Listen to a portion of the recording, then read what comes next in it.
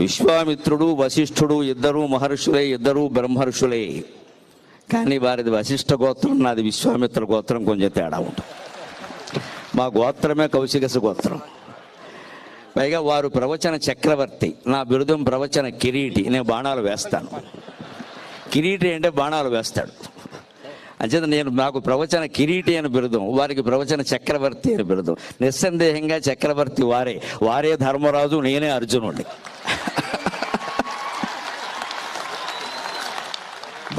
భారతం మొత్తంలో యుద్ధం గెలిచాక చక్రవర్తి ఎవరంటే ధర్మరాజే. అర్జునుడు ఎంత వీరుడైనా ధర్మరాజే అవుతాడు ఖచ్చితంగా.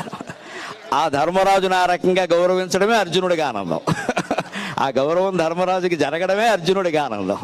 అందుకని వారు ప్రవచన చక్రవర్తి, నేను ఎప్పుడు ప్రవచన కిరీటిని. ఈ రకంగానే తెలుగునాట 2 రాష్ట్రాల్లోనూ ప్రవచనం ఒక ప్రభంజనమై చైతన్యాన్ని నింపాలి అనేది నా ఆశ పూర్తిగాను.